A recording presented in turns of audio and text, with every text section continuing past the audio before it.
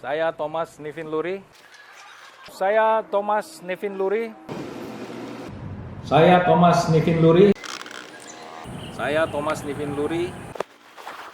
Halo Sobat Rangkong, saya Thomas Nivin Luri. Assalamualaikum. Selamat pagi, siang, sore, dan malam. Iya, Bapak Thomas Nivin Luri. Bapak yang santun, pekerja keras, berwawasan luas, inspiratif, dan penuh misteri. Bagaimana tahu tidak penuh misteri ini Bapak? Lamanya mamu di BKSD Sulsel, baru beberapa bulan tahu bahwa nama aslinya beliau ini ternyata adalah Insinyur Thomas Tandibua Amuriaman Nivin Luri, MSc. Iya, itu persisnya. Butuh konsentrasi memang kalau mau hafal mati ini namanya Bapak. Namun Bapak ini sebenarnya sederhana tidak serumit namanya Bapak. Tapi nama Bapak yang panjang ini yang mungkin bikin Bapak ini cerdas. Nama itu doa. Makin panjang nama, makin panjang doa, terkabulnya juga kemungkinannya besar. Jadilah Bapak ini terkabul jadi orang hebat. Seandainya berandai-andai ini, Bapak lahir sekitar tahun 1920-an lah. Kemungkinan besarnya sama-sama satu letting sama Pak Soekarni, Pak Subarjo atau Pak Sayuti Melik. Mungkin di tanggal 16 Agustus 1945 pasti terlibat juga di peristiwa Rengas Dengklok. Ingat pelajaran PSBB itu?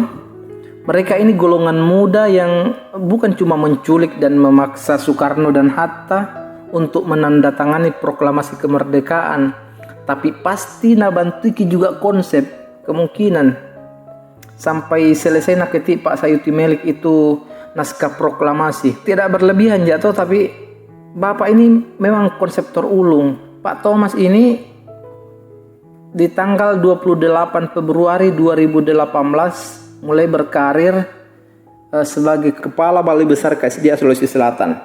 Dan hingga beliau panggil ulang pulang ke Jakarta, tidak bisa dihitung berapa banyak cipta karyanya Bapak di BBKSDA Sulsel. Banyak, dan semuanya baru-baru, konsep barulah. Sampai kita ini kadang-kadang susah mau eksekusi semua. Yang namanya Rimbawan, dibawanya Dirjen KSDAE itu sebenarnya satu aliran satu mazhab lah. Jadi mazhabnya Pak Thomas ini tentu sama, tidak lepas dari 10 cara baru mengelola kawasan konservasi.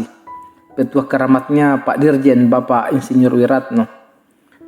Dan 10 cara baru ini paripurna Pak Thomas terapkan dalam 3 tahun 10 bulan di sini. Coba ingat beda satu-satu nah.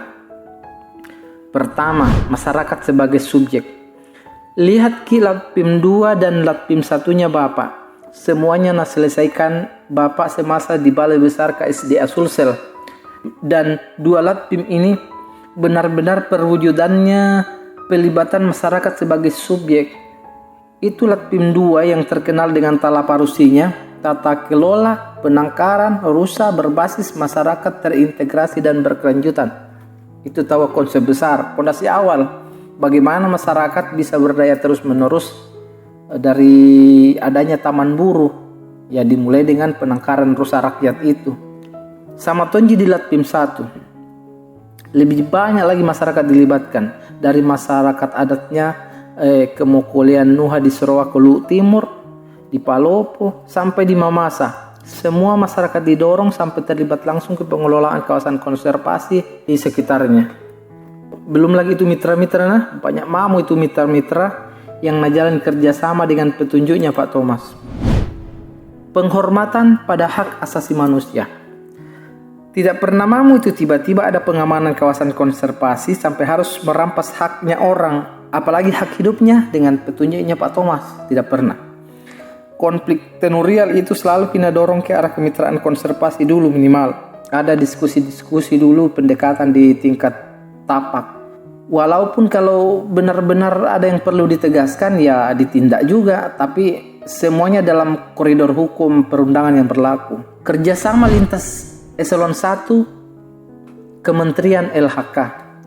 Pernah nonton Instagramnya BKSDA Sulsel, Facebooknya atau apalah, Twitternya atau apa. Ada di situ itu video-video street campaign, kampanye jalanan, atau diskusi-diskusi kayak outdoor begitu.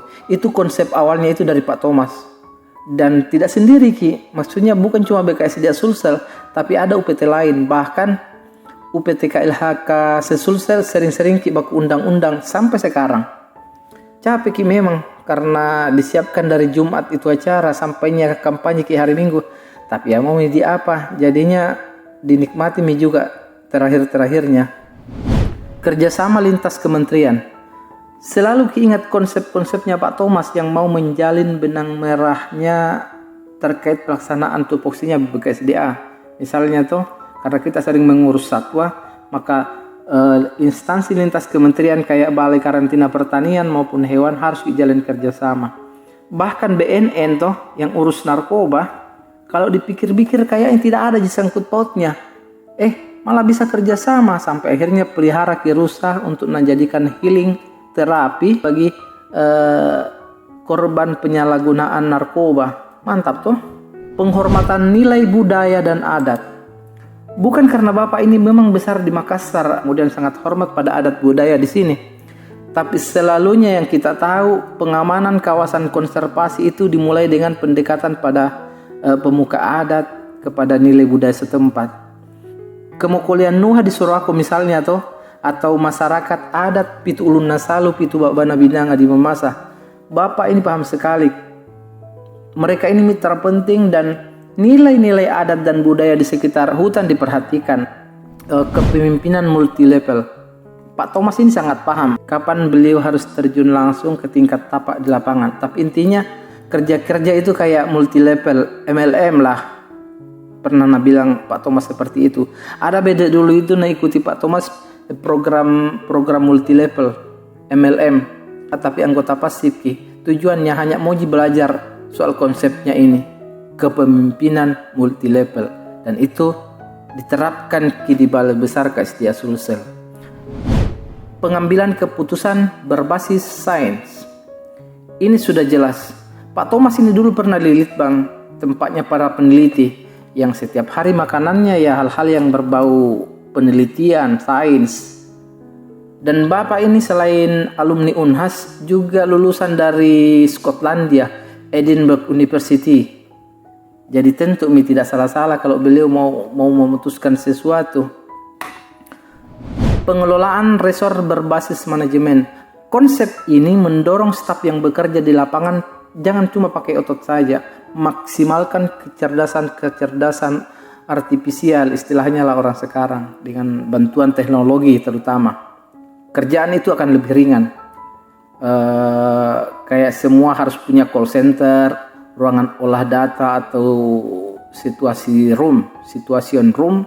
Bahkan di BKSDA Sulsel dipermantap lagi dengan aplikasi OME. Itu kayak aplikasi orang melapor kalau ada kejadian gangguan kawasan dan lain-lain. Pak Thomas ini kalau lagi tidak rapat pasti ke resort nih. Lihat anak buah yang bekerja di lapangan. Penghargaan dan pendampingan.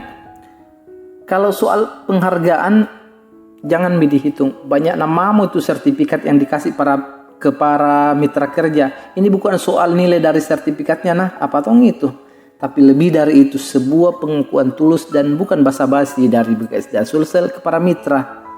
Bahwa keberadaan mereka itu banyak artinya, penuh arti, bukan kaleng-kaleng. Organisasi pembelajar. Beberapa kali banyak tong yang datang terang-terangan studi banding lah tentang konsep spektakulernya Pak Thomas.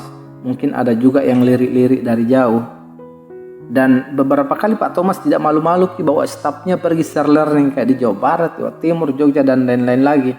Berarti toh lulus cum laude Ki memang ini Pak Thomas di BKSDA Sulsel, pantas kita naik kelas. Salam lagi Pak. Selamat dan sukses Bapak Thomas Nipin Luri. Dan selamat Ki juga buat Bu Thomas karena di belakang suami yang hebat itu terdapat istri yang spektakuler. Salam sehat.